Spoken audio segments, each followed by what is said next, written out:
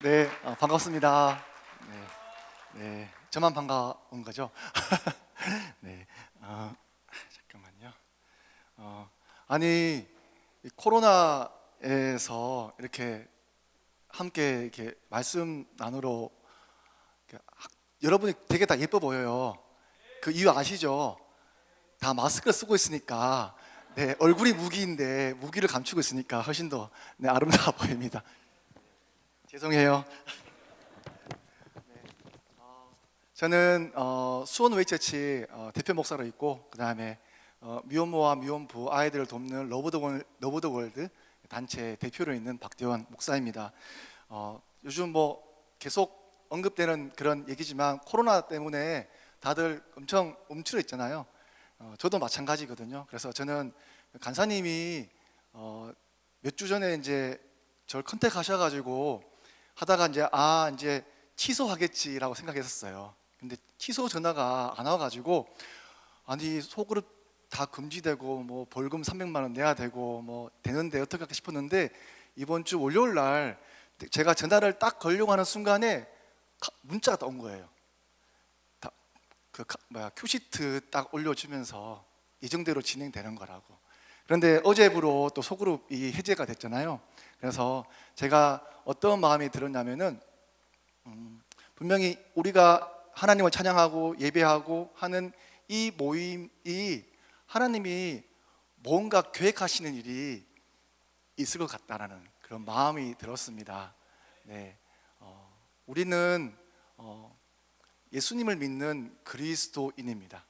그것은 예수님이 하신 대로 따라가고 예수님이 말씀하신 대로 순종하는 삶을 사는 사람들이 바로 그리스도인입니다. 오늘 그 그리스도인,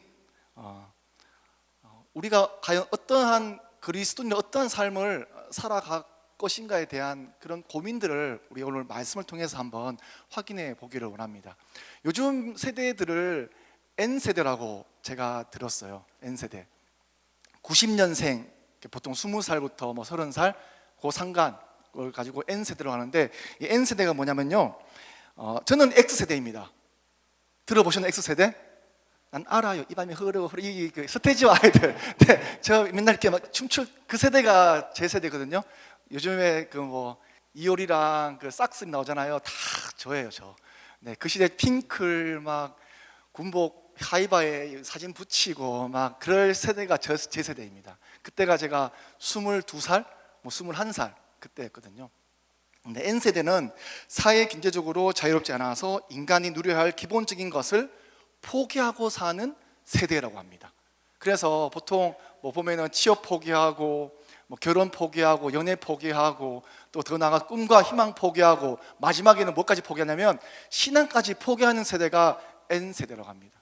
근데 그 포기하는 것들을 곰곰이 들여다보면은 뭐 때문에 있잖아요. 내 인생이 너무 불행하고 느끼냐면은 돈이 없는 거예요. 취업이 어렵다. 그리고 뭐 금수저, 은수저, 흑수저라는 것 때문에 분노하는 이유는 쟤는 너무 잘 살고 있는데 나는 이 불의한 세상에 헬 조선에서 나는 이렇게 살고 있는 게 너무 억울하다. 그 이유는 나는 먹고 살 만한 배경과 환경과 이런 것이 없어. 나는 그 생각하고 있는 사람들이 바로 여러분의 세대라고 학자들이 말하고 있습니다. 맞습니까? 혹시 중고등학생 혹시 있으세요? 중학생이나 고등학생? 아휴, 공부 안 하고 네, 정말 큰일이에요. 대학 가도 문제예요. 대학 가는 오빠나 누나, 언니들이 다 이렇게 포기한 세대 가고 취업했잖아요. 근데 또 난간이 있어요. 꼰대들이 난리를 쳐요. 라떼는 말이야 하면서, 라떼는 서태지와 아이들 이런 얘기하는 저 같은 인간들이 나타나가지고 막 하니까 도대체 우리가 어디에다가 발을 붙일 수 없는 상황인 거예요. 여러분이 그런 세대입니다. 네. 그러면 이런 혼란스러운 세대에서 내가 예수님 믿는 그리스도인이라면 과연 어떻게 살 것인가, 어떻게 살아야 되는가라는 것은 굉장히 중요한 우리의 이슈입니다. 이런 고민이 있을 때 우리는 세상에서 말하고 있는 기준이나 방법을 찾지 말고 우리가 알고 있는 이 성경 말씀에서 과연 무엇을 이야기하고 있는지를 확인해 봐야 됩니다. 마태복음 4장 4절 말씀에 이렇게 말씀하고 있어요. 예수께서 대답하여 이르시되 기록되었을 때 사람이 떡으로만 살 것이 아니요 하나님의 입으로부터 나오는 모든 말씀으로 살 것이라 하였느니라 하시니. 자, 이 말씀은 예수님이 공생애를 하시기 전에 40일 동안 금식기도 하신 이후에 이제 공생애 사역 딱 시작하기 전에 사단이 40일 동안 밥을 안 먹었으니까 엄청 배가 고플 거 아니에요. 그래서 지금 세상 사람들이 필요한 게 뭐냐? 빵 아니냐? 먹고 살만한 그런 것들을 부여할 수 있는 능력이 너한테 있느냐?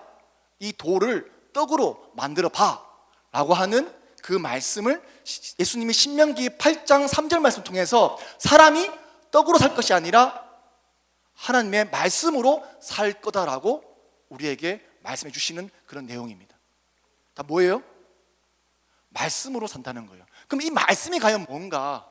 이 말씀은 요한복음 1장 1절 말씀에 태초에 말씀이 계시니라 이 말씀이 하나님과 함께 계셨으니 이 말씀은 곧 하나님이시니라. 여기서 말씀은 헬라어로 로고스라는 뜻인데요, 로고스는 진리라는 의미를 가지고 있어요. 내가 곧 길이요 진리요 생명이신 그 예수님이 누구라고요? 곧 하나님이시라고요. 하나님이 나오는 말씀을 산다는 것은 뭐냐면 내 인생에 예수 그리스도로 통하여만 사는 것이 바로 그리스도인의 삶이다. 아니, 예수를 안 믿더라도 온 우주 만물의 세계 질서가 누굴 통해서요? 예수 그리스도로 통해서 사는 것이다라고 성경은 분명하게 말씀해 주고 있습니다. 우리 인생이 코로나로 불안한 삶을 살더라도 여러분의 앞에 인생길이 막막하고 어떻게 취업해야 될지 어떻게 먹고 살지 막막하더라도 그것이 우리를 힘들게 하는 것이 아니라 예수님으로 통해 사는 것만이 우리가 진짜 사는 인생이다라고 성경은 딱 못 박아서 말씀해 주고 있어요. 자, 그러면 우리는 어떻게 생각하느냐? 그럼 예수님으로 사는 인생이 과연 어떤 인생이라는 거예요? 그러면 알겠어요, 목사님. 예수님으로 사는 그 인생이 과연 어떤 인생 살라는 거예요? 그게 뭐냐면요, 예수님을 따라가는 인생을 사는 거예요. 예수님을 따라가는 인생을 살아가게 됩니다. 오늘 본문에 예수님은 나는 선한 목자다, 나는 양의 문이다 라고 말씀해 주고 있어요. 그리고 9절 말씀에 내가 문이니 누구든지 나로 말미암아 들어가면 구원을 받고 또는 들어가며 꼴을 얻으리라. 무슨 얘기냐면 예수님이 선한 목자래요. 양의 문이래요. 양의 문은 그 양을 우리를 터서 문을 한 개만 만들어요. 양이 오직 통과하고 나갈 수 있는 문을 목자가 지키는 거예요. 그게 양의 문이에요. 다시 말해서 예수님으로 통해서 들어가고 나오지 않으면 살 수 없고 예수님을 통과해야 꼴을 먹을 것이다, 뭐라도 먹고 살 것이다 라고 성경을 말씀해 주고 있어요. 설교 끝났습니다. 이게 다 했어요. 네, 이게 사실 오늘 말씀의 끝이에요. 더 할 말이 없어요. 우리가 예수님으로 살지 않으면, 예수님 통해 살지 않으면 우리 인생은 아무것도 아닌 인생이라고 성경은 분명하게 말씀해 주고 있습니다. 그런데요, 오늘 본문에 나오는 이 말씀의 배경이 있어요. 예수님이 지금 선한 목자라고 말씀하고 있는 그 대상이 있어요. 그 대상이 누구냐면 유대인들, 특히 바리새인들 향해서 말씀해 주고 있어요. 오늘 우리가 그 본문에 있는 요한복음 10장 이전에 9장 말씀에는 날 때부터 맹인된 자를 예수님이 고치는 사건이 등장해요. 그냥 단순히 그 사건이 와, 예수님이 기적을 베푸셨네? 와, 눈이 떠졌네? 이런 차원의 문제가 아니라 굉장한 사건임을 기록하고 있어요. 요한복음 9장 32절과 33절 말씀에 창세 이후로 맹인으로 난 자의 눈을 뜨게 하였다 함을 듣지 못하였으니 이 사람이 하나님께로부터 오지 아니하였으면 아무 일도 할 수 없으리이다. 날 때부터 맹인된 자를 고칠 수 있는 것은 오직 하나님으로부터 온 사람이 할 수 있는데 그걸 누가 했어요? 예수님이 하신 거예요. 예수님이. 그러니까 예수님 누구예요? 하나님으로부터 온 메시아. 그토록 이스라엘 백성들이 자기를 구원할 자를 기다려온 그 메시아가 누구라고요? 예수 그리스도라는 거예요.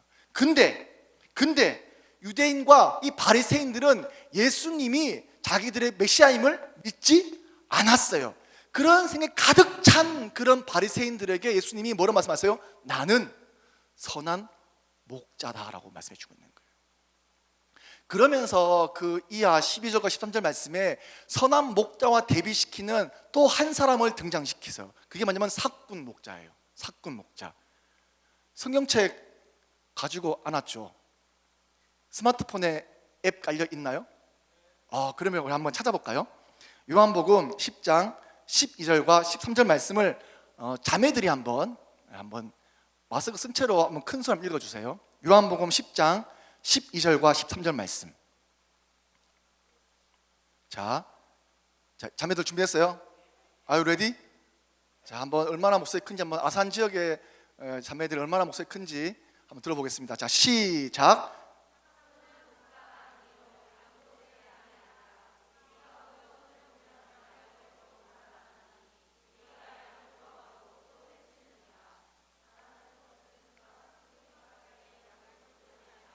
아멘. 자, 지금 사꾼이 어떤 상태죠? 양을 돌보지 않냐고 도망간대요. 그러니까 중요한 거는 사꾼 목자도 양을 뭔가 돌본다는 것은 확실한 거죠. 네. 근데 이 사꾼 목자는 선한 목자가 아니라 사람 목자, 인간 목자. 예수님이 지금 바리새인들, 유대인들을 가리켜 너희들은 사꾼 목자야라고 말하고 있는 거예요. 근데 여기에서 이 사꾼 목자가 엄청 양을 버리고 간 나쁜 놈들이야 라는 것에 포커스가 맞춰져 있지 않아요.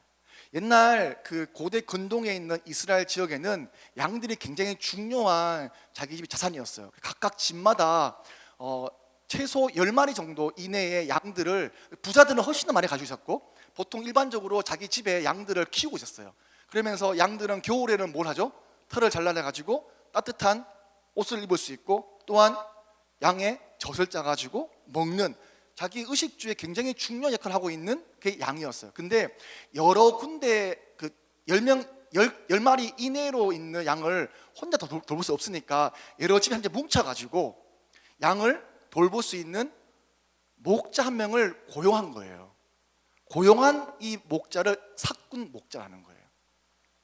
근데 이 사꾼 목자가 여러 집에 있는 많은 양들을 케어할 때 양들을 뺏어가는 그런 나쁜 놈들이 많잖아요. 도둑이 와가지고 이걸 양들을 훔쳐가는 것도 있고 그걸 지키고 있는데 그중에 가장 위험한 일이 뭐냐면 이리떼가 와가지고 양들을 물어 뜯고 다 잡아먹는 거예요.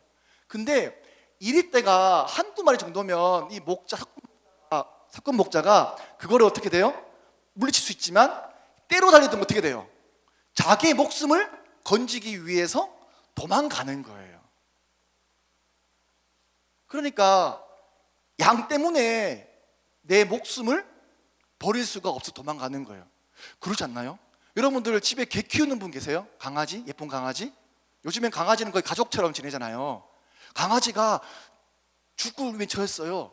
근데 강아지를 위해서 내 목숨을 여러분은 바칠 정도의 사랑을 하고 있는 분 계시는가요? 강아지 집에 계신 분. 또 이럴 때는 한국 분들은 다 손을 잘 안 들죠. 네. 내가 강아지 너무너무 좋아해요. 그런데 강아지 때문에 내 목숨 버리지 않는 거예요. 이건 당연한 거죠. 사꾼 목자가 도망가는 건 당연한 거예요. 자기 목숨을 부지하기 위해서. 그런데 오늘 말씀에 나오는 예수님 선한 목자는 달라요. 양을 위해 목숨을 버린대요.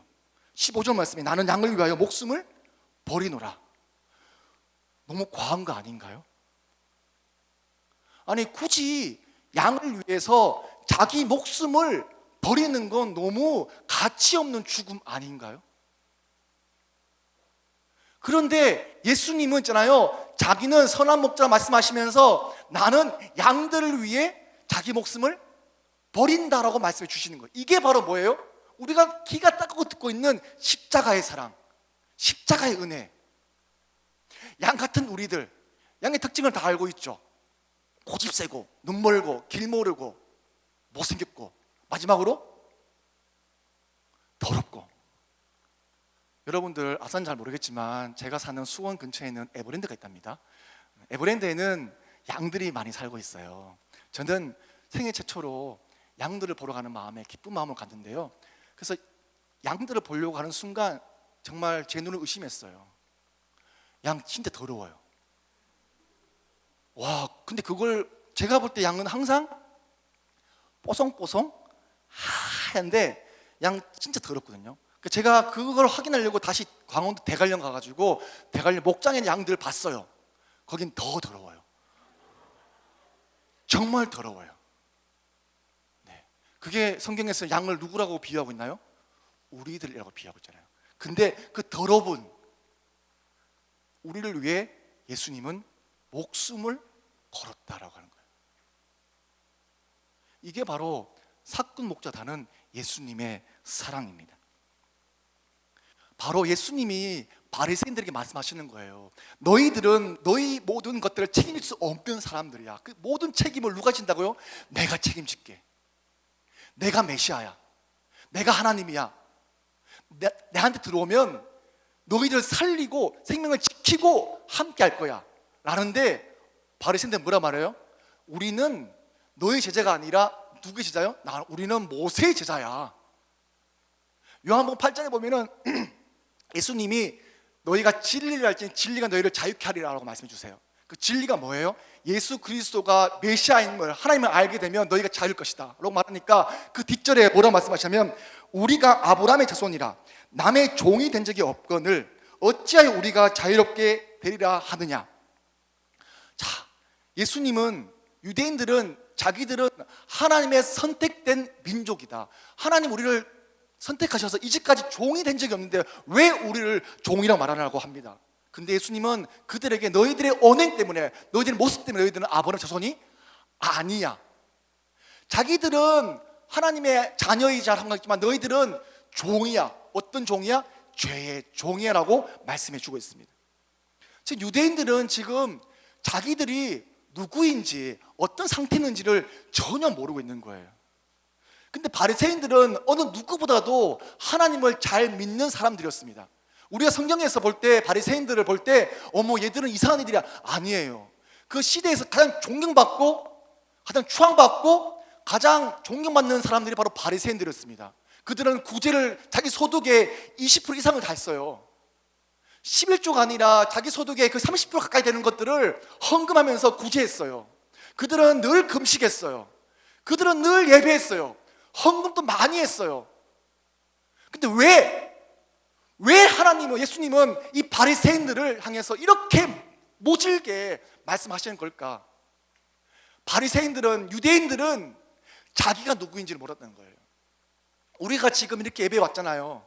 정말 지금 이 시대 때 있잖아요. 이 시대에 예배 드리러 오는 사람들 대단한 사람들이에요. 제가 생각할 때 제가 있는 교회에는 아직까지도 모이지를 못하고 있어요. 목사님 아직 안 됩니다. 아직 모일 수 없습니다. 교회 리더들이 아직까지는 안 된대요. 그럼 저는 말 잘 듣는 목사니까 그러자. 이제 그러자. 네. 근데 뭔가 모여서 예배, 오늘 너무 감동했어요. 야, 이렇게 찬양하는 소리를 들어본 적이가 도대체 정말 한 5개월 만에 처음 들어보는 찬양의 소리여서 제가 좀 일찍 왔거든요. 뒤에 앉아 있는데 막 눈물이 막 나는 거예요. 근데요, 우리가 예배에 온다고 해서 예수 믿는 건 아니에요. 앞에 찬양하시는 분들 너무 멋있더라고요. 앞에서 찬양단으로 섬긴다고 하더라도 예수 믿는 건 아닐 수 있어요. 주여 주여 외친다고 해서 예수 믿는 게 아닐 수 있어요. 예수 믿는다는 것은 뭔지 압니까? 내가 누구인지를 아는 거예요. 내가 어떤 사람인지. 내가 누구인지 안다는 것은 내 자아가 깨지는 것을 말해요. 내 자아가 깨지는 것은 뭐냐면 내가 어떠한 죄를 짓고 있는지를 아는 거예요. 이 죄는 우리가 윤리도덕적으로 범하는 그런 죄를 말하지 않아요. 누굴 때린다거나 욕한다거나 뭐 심하게는 칼로 훅 찌른다거나 이것만을 죄라고 말하고 있지 않습니다. 성경은 요한복음 16장 9절 말씀 이렇게 말씀하고 있어요. 죄의 더해함은 그들이 나를 믿지 아니하며. 어떤 게 죄라고요? 나를 믿지 않는 것. 좀 더 정확하게 얘기하면 예수님을 제대로 믿지 않는 죄. 로마서 1장 28절에는 어떻게 말씀하고 있냐면 또한 그들이 마음에 하나님 두기를 싫어하며, 하나님 마음에 두기 싫은 건 뭔지 아십니까? 하나님 말씀에 순종하지 않는 것, 하나님을 내 마음에 두기 위해서 내가 밀어내는 것들, 그 모든 것들이 다 죄라고 성경은 말씀해 주고 있습니다. 우리는 뭐 이렇게 말하지만 다 예수님 믿잖아요. 아멘이십니까? 좀 자신감이 사라지는 것 같아요. 우리 예수님 믿어요. 예수님 믿으면 우리의 생각과 우리의 마음과 우리의 행동이 다 예수님이 하시는 대로 따라가려고 해요. 여러분들 연애를 하더라도 예수님 생각, 공부하더라도 예수님 생각, 직장에도 예수님 생각, 예수님이 어떻게 하셨는지, 어떻게 해야 되는지 내 온 삶에 다 드러나는 거예요. 근데 우리가 잘 안 되죠. 저도 잘 안 돼요. 저도 오늘 정말 어여쁜 우리 아들, 딸 소리 지르고 나왔어요. 애들 말을 안 들어요. 제가 갑자기 억한 가는 나왔다. 애 엑세스 날 뻔했네. 이 애들이 말을 안 들어요. 아빠 말을 순종하지 않아요. 그래놓고는 제가 집에 나올 때 제가 그랬거든요.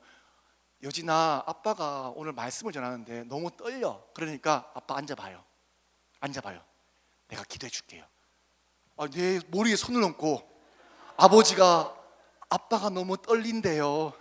성령님이 함께 해주세요. 이제 기도받고 왔거든요. 근데 말을 진짜 안 들어요. 기도는 하는데 6살인데. 근데 우리가 예수님 다 믿으니까 예수님을 믿고자 하는 그런 삶 다 살고 있잖아요. 사실 오늘 이 자리에 온 것도 다 그런 이유 때문에 왔잖아요. 기도하려고 하고, 말씀 보려고 하고, 큐티 묵상하려고 하고, 매일매일 말씀의 습관들을 말씀 습관을 들려고 하는 그 삶 다 살아봤잖아요. 어떠셨어요? 여러분들 최소한 여기 올 정도면 믿음의 구력들이 좀 되지 않나요? 구력 예수 안 믿는 사람 오지 않았을 거 아니에요. 혹시 그런 친구 있다면 오늘 예수 그리스도 믿음으로 고백하시기를 제가 축원합니다. 근데 보니까 다들 예수님 좀 믿었던 사람 같아요. 눈빛이 다 보니 조는 인간들은 없는 것 같아요.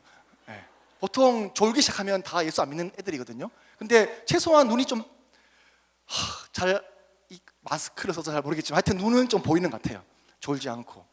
근데 그래서 살아볼 때 어때요?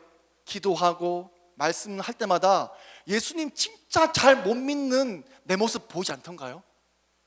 나는 진짜 믿음이 좋다고 생각했는데 맨날 소리 지르고 성적 떨어지면 예수님 없는 것만 같고, 또 청년들은 자기 여자친구 남자친구 막 성질 부리고 헤어지면, 특히 교회 내에서 사귀다가 막 헤어지면 교회 떠나잖아요. 예수님 안 믿잖아요. 하나님 없어, 어떻게 이럴 수가 있어, 내가 기도하면서 기도했는데, 내가 얼마나 기도를 많이 했는데 이럴 수 있어. 저 그런 사람 수없이 봤습니다. 근데 그렇게 할 때마다 뭐가 보여요? 내 모습이 보여요. 내 모습이 하나님을 제대로 믿고 있지 않는 내 모습이 보이는 거예요. 이 말씀의 거울 앞에 적나라한 내 모습이 다 드러나 버리는 거예요. 그때 비로소 예수님을 만나게 돼요. 적나라한 감출 것 없는 발가벗겨진 빛 대신 예수 그리스도 그 빛 앞에 어둠이 있는 내 모습이 밝게 드러날 때 우리는 그때 비로소 예수님이 어떤 분이신지, 어떤 은혜를 내게 주셨는지, 그 주님이 어떤 삶을 내게 살게 하시는지를 내가 보게 되는 거예요. 우리와 똑같은 그런 감정과 그 은혜를 경험한 사도 바울은 이런 고백을 해요. 디모데전서 1장 14절과 15절 말씀에 우리 주의 은혜가 그리스도 예수 안에 있는 믿음과 사랑과 함께 넘치도록 풍성하도다. 믿보다 모든 사람이 받을 만한 이 말이요, 그리스도 예수께서 죄인을 구원하시려고 세상에 임하셨다 하였도다. 죄인 중에 괴순이라. 우리는 이 죄인 중에 괴순한 말에 꽂혀가지고 주님 저는 죄인 중에 괴순이다, 그게 아니고요. 첫 구절, 우리 주의 은혜가 그리스도 예수 안에 있는 믿음과 사랑과 함께 넘치도록 풍성하였도다. 누구보다 하나님의 은혜를 경험하고 사는 그 고백하고 있는 사도 바울의 고백이 뭐예요? 나는 죄인 중에 괴수다. 근데 이 고백은 정말 믿음이 훌륭하고 탁월하고 성경 13권이나 쓴 사도 바울의 고백이 아니라 똑같이 예수 믿고 있는 우리의 고백이에요. 우리도 예수 믿었잖아요. 울었잖아요. 가슴이 움직였잖아요. 주님 만났잖아요. 사랑했잖아요.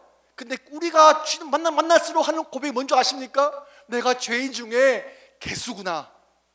이걸 통해서, 이 삶을 통해서 하나님이 나에게 어떤 교회를 가지고 계신지, 어떤 마음을 가지고 계신지가 내가 확인되는 거예요. 주님을 따라가는 삶, 주님과 함께하는 그 삶은 내가 누구인지 더 알면 알수록 더 깊어지는 삶을 우리가 살아갈 수가 있습니다. 그래야 우리를 위해 생명을 버리시기까지 사랑하신 그 예수님을 우리도 사랑합니다. 주님 정말 사랑합니다 라는 삶이 우리 삶 가운데 나오게 되는 거예요. 자, 그러면 이제 우리는 또 그런 삶을 사는 사람들을 우리는 하나님의 자녀라고 해요. 우리가 요한복음 1장 12절 말씀 다 기억하시죠? 다 외우시죠? 영접하는 자 곧 그 이름을 믿는 자들에게는 하나님의 자녀가 되는 권세를 주셨나니. 네. 자, 예수 그리스도를 믿음으로 고백하는 사람, 저 알아요. 내가 죄인인 거 알겠어요. 주님, 이제 예수님을 나의 주인으로, 나의 구원자로, 이제 주님만 순종하며 살겠습니다 라고 하면 이제 뭐가 되었어요? 하나님의 자녀가 되었어요. 그 자녀가 되면 하나님께서 우리에게 원하시는 삶이 있어요. 그게 뭐냐면 목숨을 다해 사랑하는 삶을 우리에게 요구하세요. 목숨을 다해 사랑하는 삶을 우리에게 요구하세요. 큰일 났어요. 이제 목숨이 왔다 갔다 생겼어요. 우리는 예수님을 잘 알고 있는 사람이에요. 저는 미혼모들을 만나면서 미혼모들은 예수님을 정말 안 믿어요. 예수님을 안 믿는 친구들이 너무너무 많이 있어요. 저는 이 정도의 친구들이 지금 예배 드리고 있는 이 현장이 너무 놀라워요. 요즘에 뭐 다들 아시겠지만 사이즈가, 규모가 한 2,000, 3,000 사이즈, 5,000 되는 사이즈의 청년부가 몇 명인지 아십니까? 50명도 안 돼요. 제가 살고 있는 수원 지역은 100명 넘는 청년부가 없어요. 청년이 없다는 것은 중고등부는 더 없죠. 우리 교회, 우리 이 교회도 아마 비슷할걸요. 아마. 네, 많지 않아요.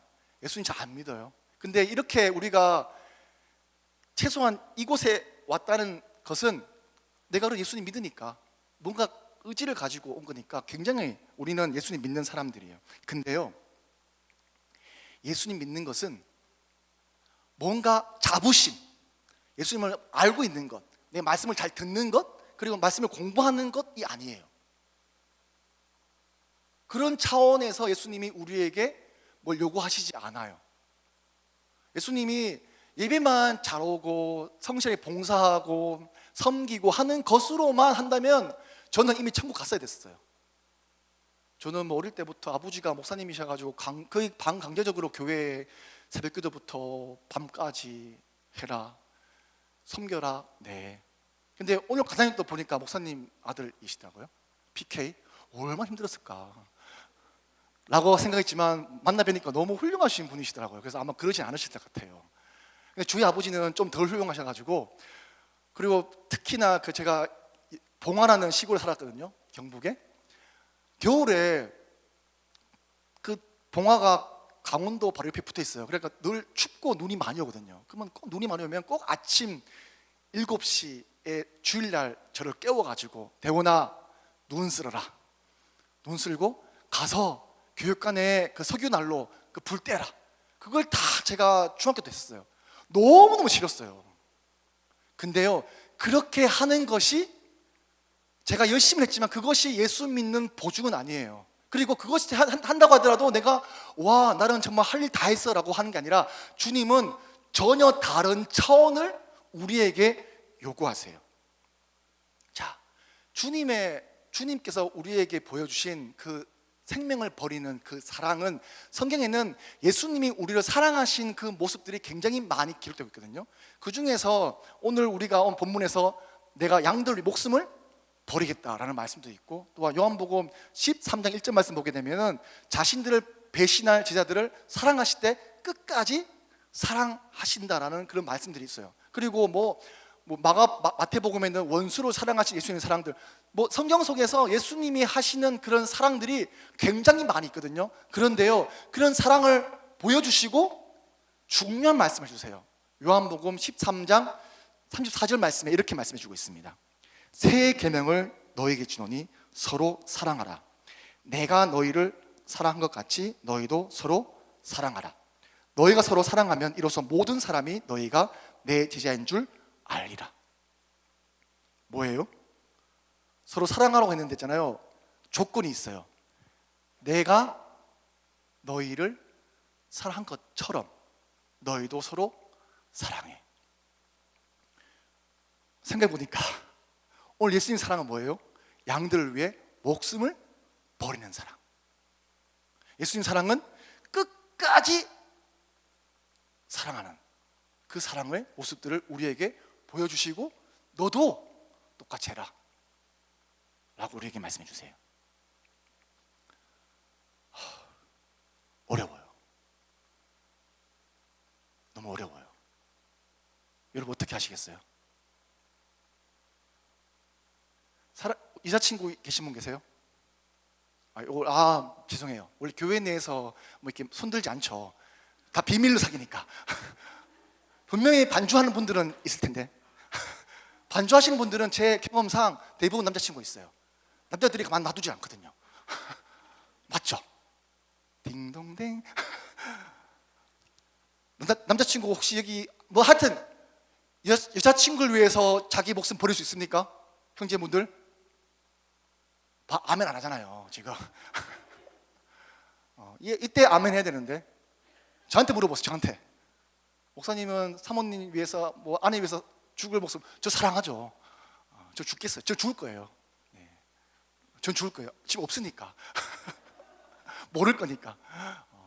우리가 이렇게 그냥 쉽게 누군가를 위해 죽겠다 이런 말 하기가 사실 쉽지 않거든요. 내가 정말 사랑해도 불구하고 정말 사랑해도 쉽지 않거든요. 근데 주님께서 우리에게 뭐라고 말씀하시냐면 너희도 이처럼 해라라고 말씀하고 있어요.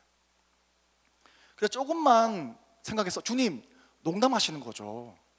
에이 그건 너무 심하시잖아요 라고 생각해서 제가 말씀 찾아봤어요. 찾아보니까 정말 절망에 빠졌어요. 요한복음 8장, 요한복음 다 봤거든요. 요한복음 8장 47절 말씀. 하나님께 속한 자는 하나님의 말씀을 듣나니 너희가 듣지 아니함은 하나님께 속하지 아니하였음이로다. 대박. 요한복음 14장 21절 말씀. 나의 계명을 지키는 자라야 나를 사랑하는 자니 나를 사랑하는 자는 내 아버지께 사랑을 받을 것이요 나도 그를 사랑하여 그에게 나를 나타내리라. 여러분 이제 이 말씀을 들었으니까 이제 빼도 박도 못해요. 이제 목숨을 버리셔야 되는 거예요. 아멘이십니까?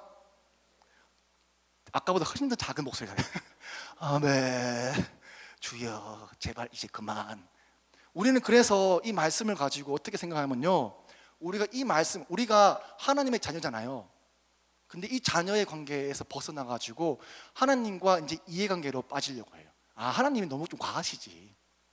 그러니까 하나님께서 요구하시는 알았어요. 아버지 알았어요. 근데 내가 할 수 있는 만큼만 내가 한번 할게요 라는 생각으로 하나님과 나와의 관계를 자녀 관계가 아니라 이해관계, 기브 앤 테이크의 관계로 우리가 쉽게 빠지는 것들이 있어요. 저는 앞서 간사님 소개하셨듯이 미혼모들을 돕는 단체를 하고 있어요. 러브 더 월드는 요한복음 3장 16절 말씀 God so loved the world에서 따온 하나님이 세상을 좀 사랑하사라는 그 말씀을 통해서 우리도 주님에서 사랑하신 것처럼 우리도 사랑하자라고 해서 러브 더 월드라는 이름을 지었어요. 아까 소개시켜 준 대로 뭐 한 사역한 지는 한 10년쯤 됐어요. 근데 단체가 설립한 지는 한 5년, 6년 차로 가고 있어요. 한 명, 두 명으로 시작했는데 지금은 한 전국에 1000명, 천 가정이죠. 1000가정 정도 도움을 주고 있고, 또 지금 코로나 때 정말 그 미혼모들이나 미혼부들이 아기를 혼자 키우잖아요. 힘들어서 지금 뭐 식료품들이나 그런 것들을 거의 지금 8차까지 해가지고 한 그 800가정 정도 다 그 이만한 그 우체국 4~5박스, 5박스 해가지고 계속해서 주고, 또 어제도 엄마들 이렇게 도움을 주는 그런 사역들을 계속 해주고 있습니다. 근데 이 사역하면 하게 되면서 진짜 많은 미혼모들을 만나게 돼요. 근데요, 이 만나는 미혼모들 중에 교회 다니는 청년들도 되게 많이 있어요. 네. 어느 날 뭐 네이버 쪽지로 연락이 왔어요. 임신했는데 다음 달 막달이래요. 여러분들 뭐 아시죠? 임신하는 거 중고등학생들은 잘 모를 수도 있죠. 아직 미성년자니까. 임신을 했대요. 그래서 너무 도와달라고 해가지고 저랑 아내랑 같이 갔어요. 가서 얘기를 하다 보니까 교회 다니는 자매 같은 거예요. 왜냐하면 우리는 잘 모르지만 우리가 쓰는 단어들이 있어요. 뭐 은혜, 감사, 고맙습니다, 감사합니다, 참 은혜네요, 이런 표현을 쓰는 사람 다 교회 다니는 사람들이거든요. 근데 자매가 그런 표현을 쓰는 거예요. 너무 감사해요, 참 은혜입니다, 이런 표현을 쓰는 거예요. 이제 물어봤죠. 혹시 자매, 혹시 교회 다니는 자매 아니냐? 그렇다는 거예요. 들켰지. 귀신을 속여도 저는 못 속이죠. 목사니까 딱 들으면 알 수 있으니까. 물어봐, 왜 어떤 일이냐 물어보니까 교회 오빠랑 함께 사귀었대요. 사귀면서 함께 새벽 기도도 가고 같이 찬양대도 서고 선교도 같이 가고, 그래서 그 오빠가 함께 결혼 약속도 함께 했대요. 근데 오빠가 사랑하니까, 우리 결혼 약속 했으니까 요구한 거죠. 나랑 자자, 우리 사랑하니까. 근데 이 자매가 임신한 거예요. 임신하고 나서 이제 너무 막 고민과 걱정을 하다가 이 형제한테 가서 이제 말한 거죠. 오빠, 나 임신했어. 기대했죠. 이 자매가 결혼할 거니까. 그래도 근데 갑자기 이 형제가 이 자매를 멀리하는 거예요. 다시 가서 몇 번을 연락 안 되다가 만나가지고 오빠, 나 임신했어 하니까 그 교회 오빠가 딱 한마디 대답합니다. 애 지우자. 근데 더 놀라운 거는 근데 이 자매가 생명이 안에 있으니까 아무리 머리를 굴리고 기도를 하고 해도 지울 수가 없는 마음이 드는 거예요. 그래서 오빠, 이건 아닌 것 같아, 생명을 살려야지 했는데, 이 형제의 엄마가 와가지고 이 X년 낳을 테면 낳아봐, 하지만 내 아들 발목 잡지 마, 이러는 거예요. 근데 이 어머님이 그 성남의 엄청 큰 교회에 중보기도 팀장 권사님이신 거예요. 그 이 젊은 교회 오빠는 교회 간사고요, 청년부. 우리는 예수님을 믿고 사랑을 배우고 말씀을 듣고 하지만 사랑하지 않아요. 그 사랑의 책임을 지지 않아요. 이게 우리가 사는 현실이에요. 여러분은 안 그런 줄 알죠? 아니, 여러분 친구들 중에서도 아마 있을 거예요. 아니면 스스로도 있을 것 같아요. 저 예전에 한번 사랑의 교회 한번 갔었는데, 예배 끝나고 정말 몇 명이 찾아와서 고백해 주더라고요. 목사님, 저 죄지었어요. 다시는 그러지 않을게요. 예수님을 따르는 사람, 그리스도인은 종교 생활을 하는 사람은 아니에요. 예수님 믿는 사람은 교회 일을 엄청 많이 하는 사람을 가리켜 예수님의 제자라 말하지 않아요. 성도라 말하지 않아요. 예수님을 믿고 따르고 순종하는 그 사람을 우리는 성도, 예수님 제자라고 얘기해요. 그리스도인들은 하나님과 관계에서 이해관계를 따지는 사람이 아니에요. 내 생각대로 말씀을 이래 붙였고 저래 붙이는 그런 사람이 아니에요. 오늘 본문에 나오는 바리새인들이 바로 이해관계로 예수님을 생각한 그런 사람들인 거죠. 본문 12절에 바리새인들이 뭐라고 부르냐면 삭구는 목자가 아니라고 해요. 목자가 아닌 이유는 주인과 혈연관계, 맺어진 그런 자녀관계가 아니라 언제든지 양떼를 버리고 달아날 준비가 되어 있는 이해관계, 비용을 주고받는 관계인 거예요. 주인을 섬기지 않아요. 주인의 말을 듣지 않아요. 그래서 예수님은 그 바리새인들에게 너희들은 아들이 아니라 뭐라고요? 종이야. 죄의 종이야 라고 말씀하시는 거예요. 자, 다시 돌아가서 그러면 여러분들은 예수님을 사랑하는 데 있어서 목숨을 버리시겠습니까? 여전히 고민이 되죠. 맞아요. 죽는 것은 굉장한 두려움이에요. 코로나가 왜 무서운지 아십니까? 죽을 수 있으니까. 나는 괜찮아도 연로하신 내 아버지 어머니는 죽을 수 있으니까. 고위험군 사람들이 걸리면 죽을 수 있으니까. 그 죽음이 두려운 거거든요. 지금은 그런 게 많이 없는데 예전 제가 라떼 때 라떼 때는 특히 겨울 심령 대부흥 이런 거 있었어요. 뭐 고개를 끄덕이는 분들은 아마 70년생 뭐 그런 70년 80년생인가? 그때는 뭐 일주일 동안 새벽 정심 저녁해서 3박 4일인가 매번 말씀하고 사경회하고 뭐 이런 게 있었어요. 꼭 마지막 날 밤에는 그 강사 목사님이 그 초청을 하세요.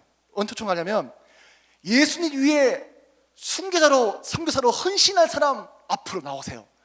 딱 그래요. 그래서 이런 자리에 나오는데 제가 중학생이었거든요.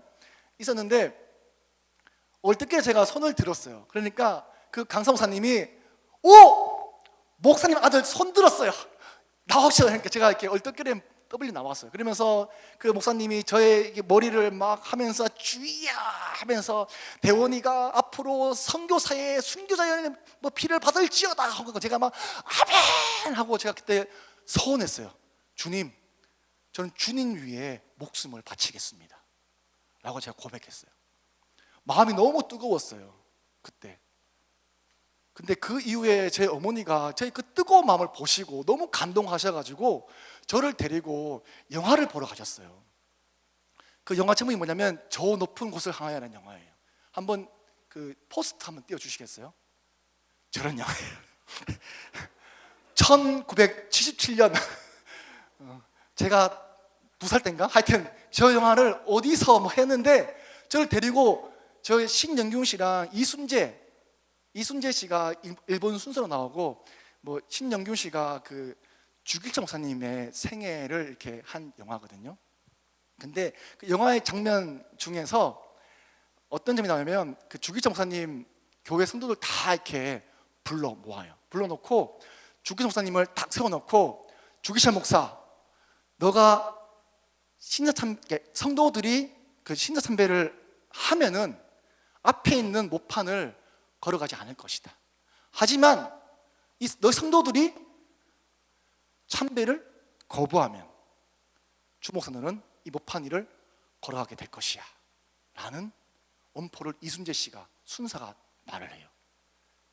막 다들 어떨지 몰라고 있는데 그 주기철 목사님이 이렇게 말씀하세요.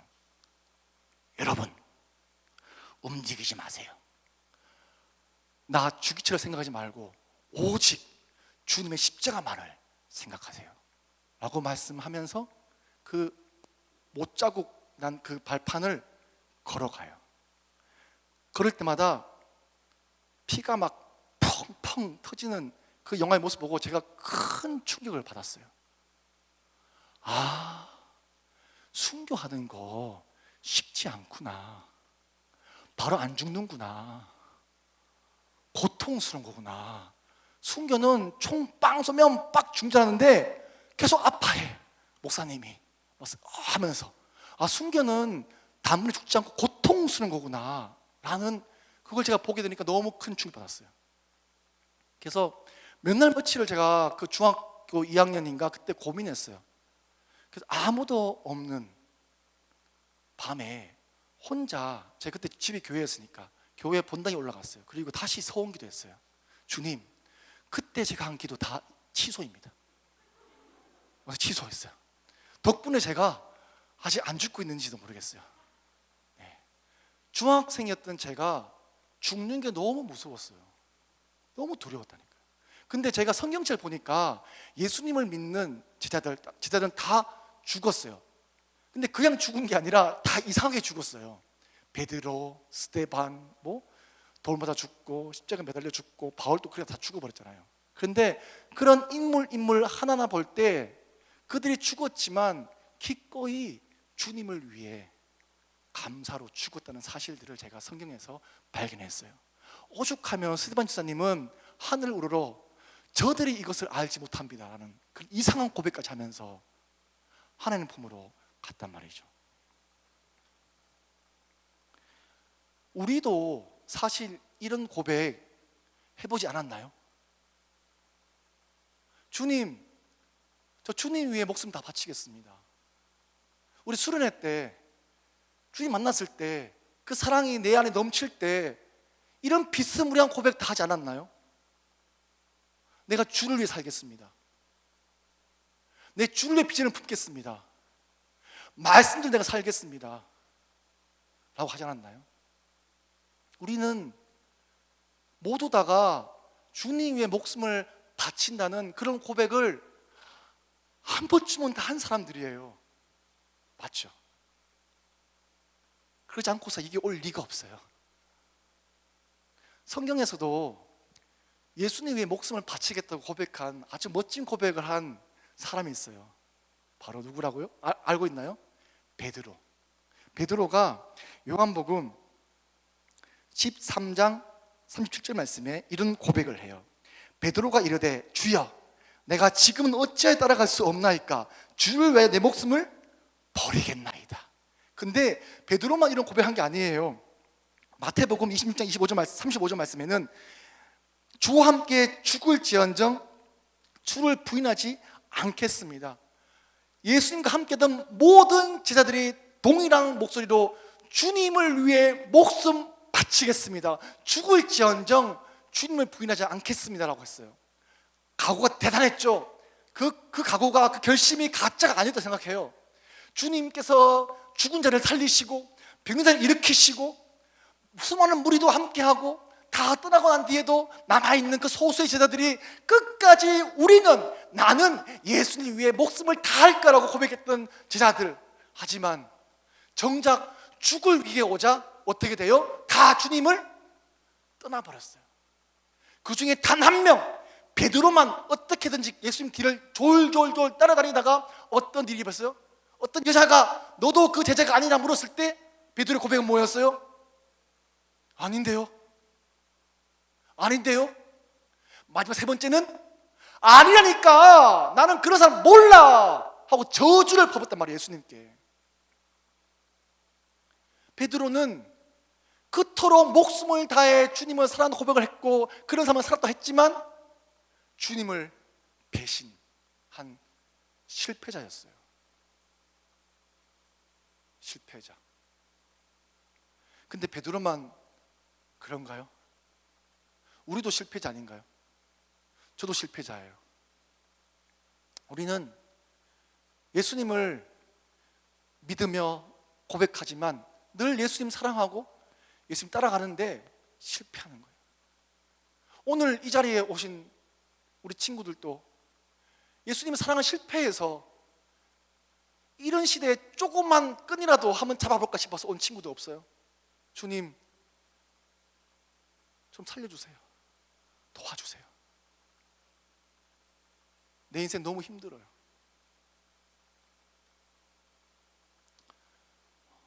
저와 아내는 11년간 아이가 없었어요. 아내가 많이 아파서 아이를 가질 수 없어서 늘 입양을 준비를 했거든요. 결혼한 지 한 6년 차 이후부터 이제 입양을 이제 했다가, 근데 여러 번 입양을 실패했어요. 왜냐면 아내가 예전에 아팠다는 병력 때문에 많은 입양 기관에서 입양을 거절당했어요. 그러다가 그 입양 거절당하는 그 사이 와중에 미혼모들을 만나게 되었어요. 미혼모들을 봤는데 그 어린 엄마들이죠. 보통 나이든 미혼모 다양해요. 미혼모가 뭔지는 아시죠? 결혼하지 않고 아이를 낳은 여자를 미혼모라고 하고요. 그리고 미혼부는 뭐 유수를 통해서 들은 적 있겠지만 아이를 혼자 키우고 있는, 결혼하지 않고 아이를 혼자 키우고 있는 남자를 미혼부라고 해요. 그런 미혼모들을 보면서 저는 뭐 잘 몰랐는데 아내가 그러는 거예요. 여보, 혹시 우리 입양 그 상담할 때 그 밖에 왔다 갔다 했던 그 사람들 봤어요? 못 봤는데, 근데 그 사람들이 내 마음에 많이 남아요. 그러는 거예요. 근데 지금은 그 입양 기관에서 미혼모 시설을 못 하게 되는데 그때는 했었거든요. 근데 그 입양 하시는 그 원장님이 전화가 왔어요. 저희 부부한테. 미혼모들이 우리를 되게 좋게 봐서 혹시 도울 요청하게 되면 도와주겠냐고. 그러니까 당연히 우리는 그런 마음이 있었으니까 너무 감사해서 그럼 우리 도움을 청했으면 우리가 돕겠다고, 그렇게 하면서 미혼모들을 개인적으로 돕기 시작한 거예요. 아내는 함께 하면서 뭐 힘들 사람들은 상담도 해주기도 하고, 또한 뭐 먹을 것이 없으면 생필품 사다 주기도 하고, 또 밀린 월세들 있으면 대신 내주기도 하고, 또 미혼모들 시설 있는 데는 뭐 세탁기 같은 것도 사다 주기도 하고, 또 그 5월달 되면 가정의 달이잖아요. 아기를 낳은 엄마인데 아무도 엄마라고 어버이날 축하해 안 주니까 함께 가서 어버이 노래 불러주고 함께 맛있는 것도 먹고 또 그 시설 청소 막 다 하고, 그런 일들을 한 3년 정도 했었어요. 돕다가 3년 좀 개인적으로 돕다가 갈 데가 없는 미혼모를 임신한 만나가지고 그 미혼모를 우리 집에 데리고 살았어요. 다 찾아봐도 어디 보낼 데가 없으니까 엄청 고민하다가 그냥 좁은 집이지만 그래도 같이 함께 우선은 보호하자라는 마음에서 미혼모들과 함께 살게 되었어요. 그때가 2014년도 말이었어요. 2015년도. 근데 그 도움을 주고 하면서 굉장히 많은 미혼모들이 도움을 요청해 와가지고 아내 혼자, 저는 그때 교회 사역하고 청년들하고 사역했었는데 감당할 수가 없었어요. 그래서 너무 기도하고 고민하면서 그때 제가 살고 있는 경기권 내에서 미혼모들을 돕는 교회나 특히 크리스찬들이 아무도 없었거든요.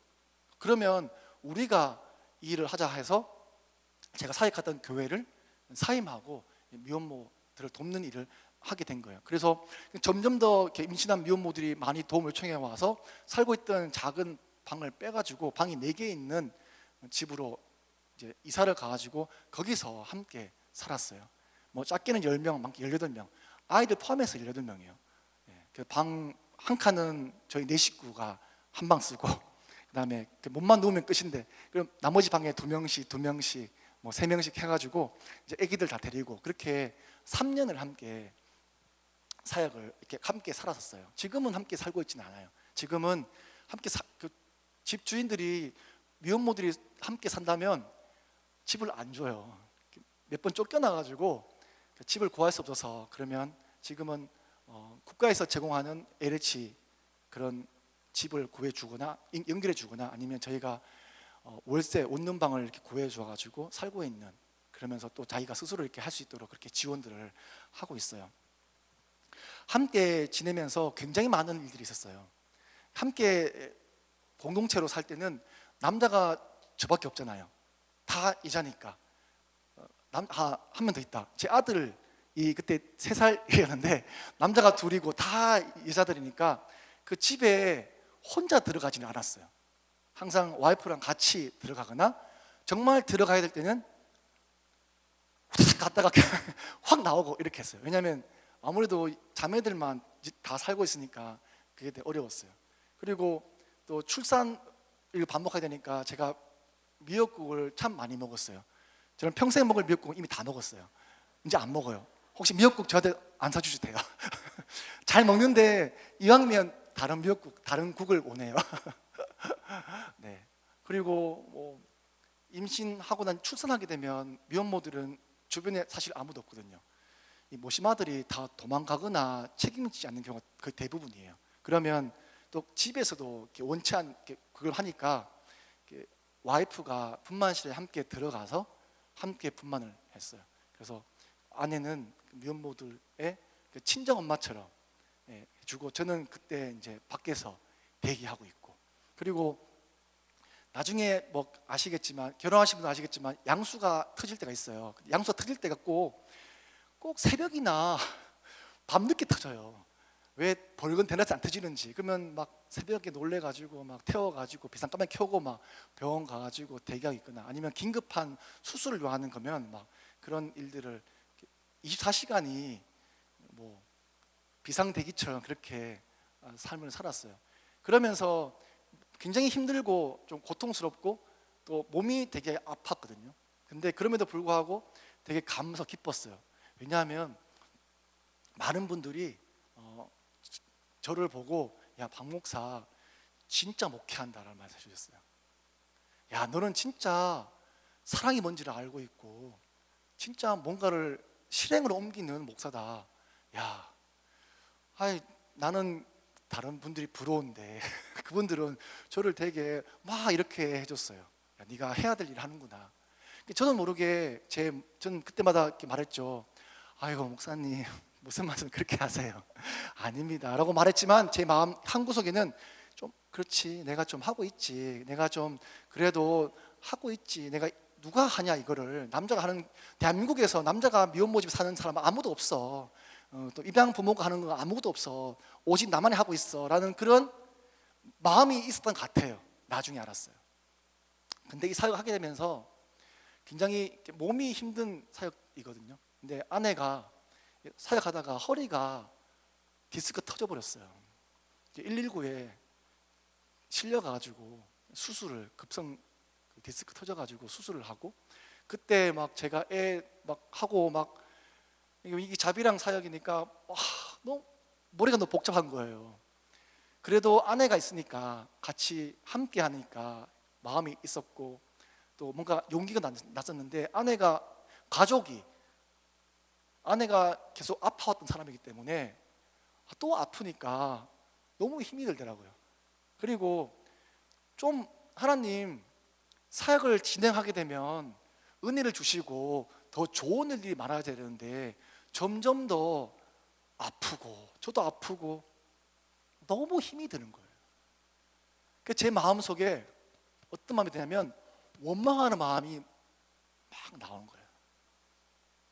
그리고 어느 날 첫째 아들 의진이가 4살 때였는데요, 한날은 어린이집에서 이제 데리고 와서 집으로 오는데 그 4살짜리 애가 이렇게 말하는 거예요. 아빠, 저기 가기 싫어요 이러는 거예요. 저기가 어디? 그러니까 저기요, 쉼터요 이러는 거예요. 아니 우리 집이잖아, 집에 가야지. 그러니까 아니 아빠, 저기는 쉼터야. 이모들이 내 거 다 가져갔어. 그러니까 나 아빠인데 그냥 내 애가. 그래서 그날 7시, 8시였죠. 사역 끝나고 밤에 야간보육 맡겼다가 데리고 와서 그냥 뭘 하고 물어봤어요. 의진아 뭘 하고 싶어? 그러니까 바다 가고 싶대. 바다. 4살짜리 애가 바다에 가고 싶대요. 조그만한 한방에서 맨날 사니까 제부도 바다 갔어요. 1시간 정도 차 타고 갔어. 가니까 밤이니까 바다 안 보이더구만요. 그냥 갔다 왔어요. 근데 갔다 와서 혼자 다 재우고 혼자 있는데 눈물이 나는 거예요. 내가 뭐 하려고 이거 하냐 지금. 내가 이거 왜 하지? 그리고 더 힘든 거는 미혼모들 만난 게 그냥 돕는 게 아니라 예수님 복음 전하려고 하는 거거든요. 단 한 명이라도 예수님 복음 전하고 믿음으로 살아서 이 엄마들이 예수님 믿고 그 아이들에게 복음을 전하는 믿음 유산을 넘겨주는 그런 걸 꿈꿨단 말이에요, 기도하면서. 근데 단 한 명도 그 3년의 세월 동안 함께하는 그 진짜 많은 엄마들이, 미혼모들이 지나쳤는데 단 한 명도 예수님을 안 믿는 거예요. 주일날 예배 드리죠. 주중에 성경 공부도 하죠. 밥 같이 먹죠. 또 만나면 뭔 얘기해요? 저와 아내 24시간이 다 오픈된 상태에서 내 때문에 예수님 안 믿나? 내가 하는 행실이, 모습들이, 그 많은 분이 그러잖아요. 삶으로 우리가 살아야 된다. 아니, 삶으로 살면서 내가 그렇게 나쁜 행동을 보이지 않는 것 같은데 왜 예수님 안 믿지? 나한테 문제가 있나? 그런 생각이 머리에 가득하니까 머리가 터질 듯한 거예요. 그래서 그 아내는 수술 후에 다리에 휴증이 생겨가지고 지금 다리가 저리거든요. 다리가 온전한 상태가 아니니까 이거는 우리가 사역이 아니다라고 아내랑 마음이 통했어요. 그래서 우리보다 더 훨씬 잘하고 더 멋지게 할 수 있는 사역자를 해서 그냥 그대로 다 하자라는 마음에서 매일매일 아내와 함께 기도했어요. 기도하고 또 기도하고, 하나님 이거 그만하겠습니다. 이제 그만하고 싶어요. 근데 이상하게도 아내와 저한테 말씀 한 구절이 떠올랐어요. 그게 나눈 말씀이 고린도전서 13장 7절 말씀이에요. 모든 것을 참으며 모든 것을 믿으며 모든 것을 바라며 모든 것을 견디느니라. 사랑에 대한 얘기잖아요. 사랑은 믿고 바라고 참고 견디는 것이다. 이 말씀 딱 떠오른 순간 엄청 속상하대요. 주님, 저 하고 있어요. 지금 참고 있고, 주님, 제가 여름에도 반바지를 입어본 적이 없어요. 주님, 집에서 늘 긴 바지 입고 참고 오면서 제 모습을 지키려고 애쓰고 있잖아요. 주님, 예수님 믿게 달라고 믿으며 기다리고 있잖아요. 그리고 불편한 삶 견디고 있잖아요. 그런데 이 말씀을 제게 주시는 이유가 도대체 뭔지 모르겠습니다. 주님, 속에서 막 이렇게 진짜 더 이해를 못하겠어요. 라는 고백이 막 나오는 거예요. 근데 하루가 지나고 이틀이 지나고 시간이 지나는데 뭔가 이 큰 망치가 제 머리를 팡 때리는 그런 느낌이 들었어요.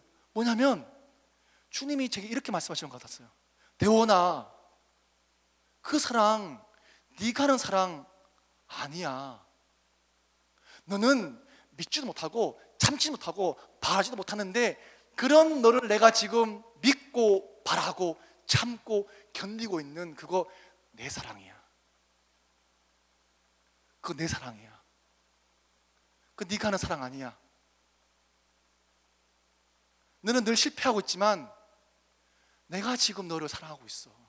내가 지금 너를 참고 견디고 믿고 바라고 있다는 거예요.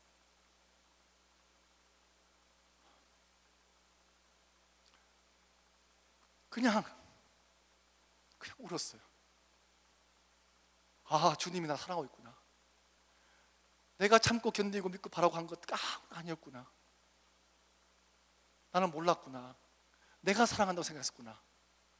근데 그게 아니라 예수님은 미혼모들도 아니고 다른 사람도 아니고 그냥 나 바라보시면서 나를 사랑하고 계셨구나. 오늘 함께 고백한 이 베드로가 그랬어요. 예수님의 사랑에 실패한 이 베드로, 그때 뭐 했나요?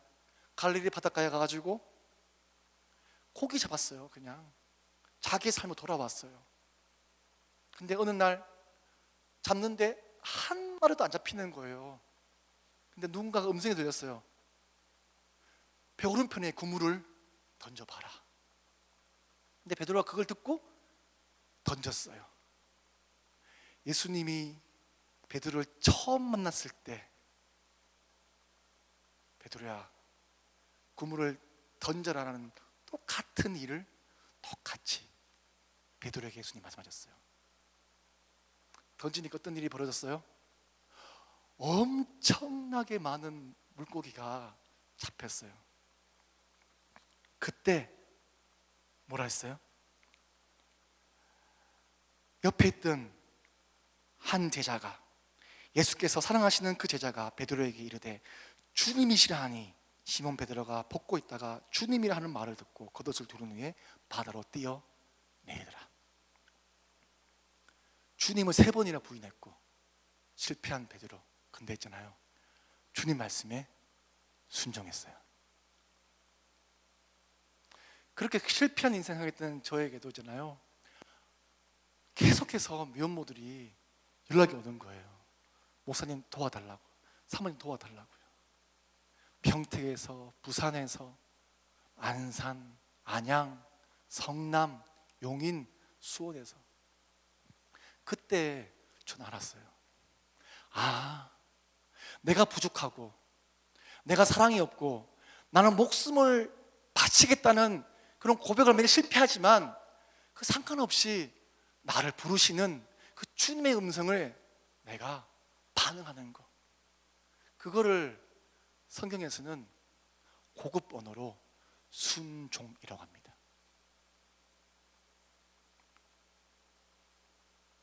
선한 목자 되신 예수님은 우리를 위해 십자가 죽으시고 부활하셨어요.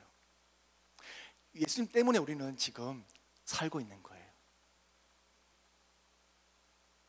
그리고 우리의 인생은 예수님과 연결되어 있어서 우리의 삶과 죽음은 예수님과 연결되어 있어요.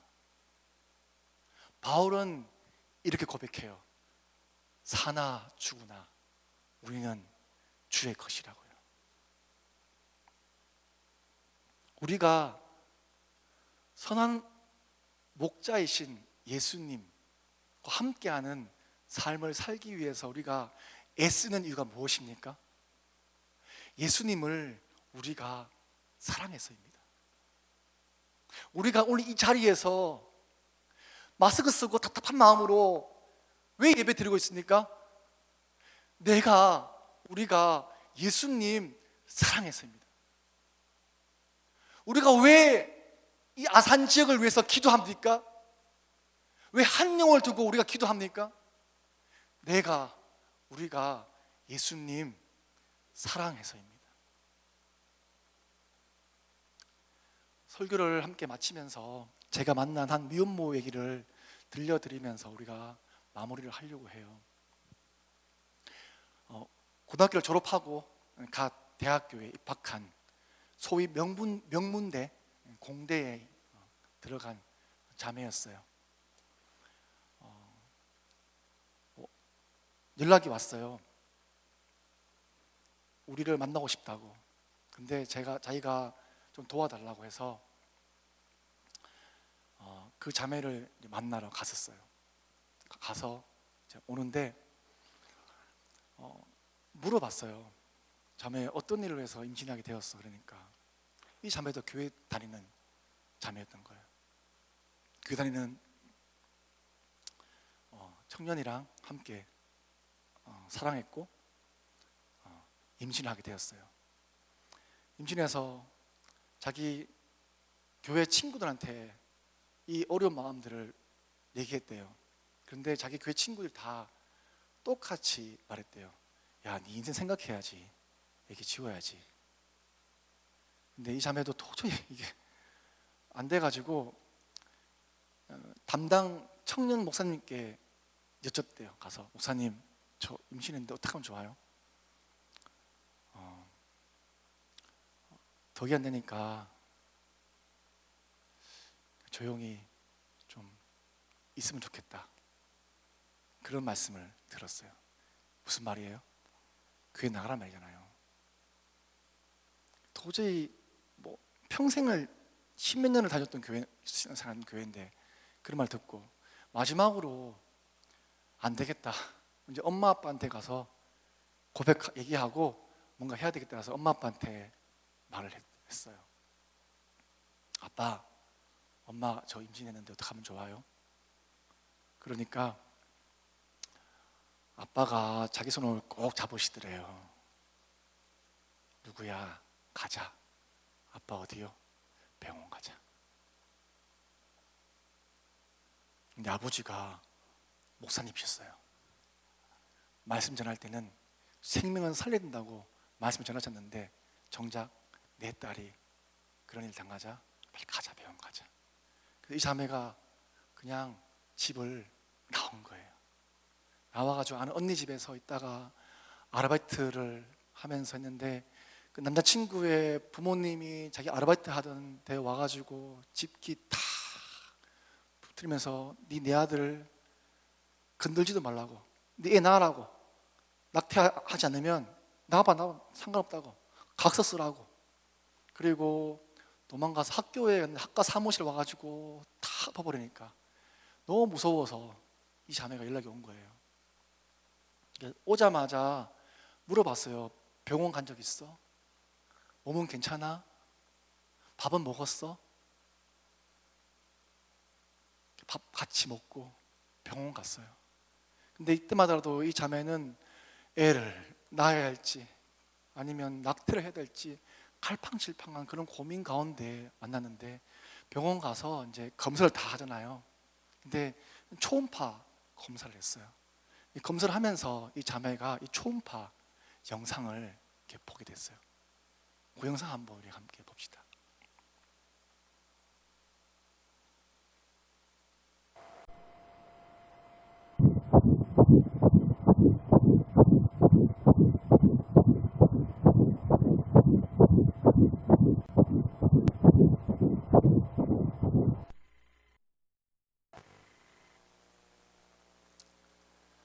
(3cm도) 안 되는 작은 생명에서 심장 뛰는 소리를 자매가 들었어요.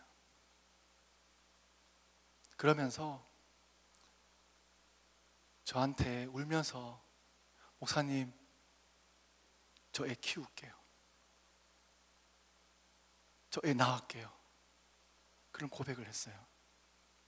근데 이 자매는 이 생명을 지키기 위해서 대가를 치렀어요. 평생 다녔던 교회를 나왔어요.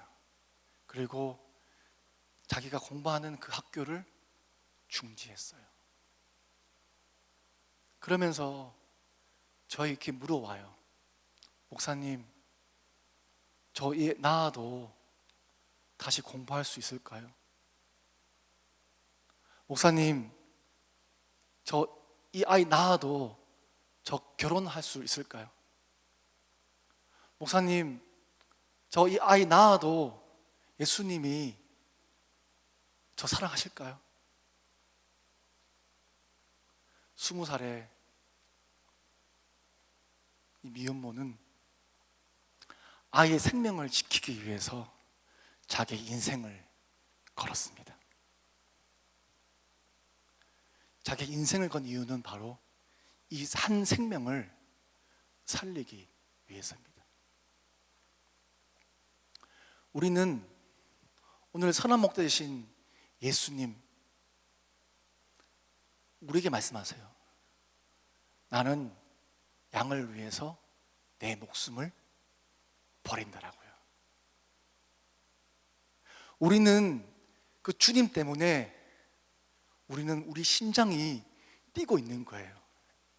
예수 그리스도의 심장이 내 가슴에 뛰고 있는 거예요. 우리가 살아가는 이유는 예수님이 나의 인생을 완전히 새롭게 한 인생으로 태어나신 그 은혜로 우리가 살고 있는 거예요. 그리고 내가 너를 사랑한 것처럼 너도 사랑해라 라고 우리에게 말씀해 주고 계세요. 우리가 왜 한 영혼이라 말하는지 아십니까? 우리가 살아있는 예수 그리스도의 심장을 가졌기 때문입니다. 우리가 실패하더라도 패배하더라도 다시금 주님을 바라본 이유는 주님이 아직도 우리를 사랑하시기 때문입니다. 아니, 영원히 나를 사랑하시기 때문입니다. 그 주님의 사랑을 알고 있는 우리라면, 그 사랑을 경험하는 우리라면 주님 위해 목숨을 다하는 것, 그것은 주님 말씀에 순종하는 삶을 사는 것입니다. 나를 위해 목숨 바친 그 주님의 사랑에, 그 주님 목숨에, 하신 말씀에 내가 들어가는 것입니다. 우리 오늘 주신 이 선한 목자 되신 예수님 기억하시면서 함께 우리 찬양으로 고백합시다.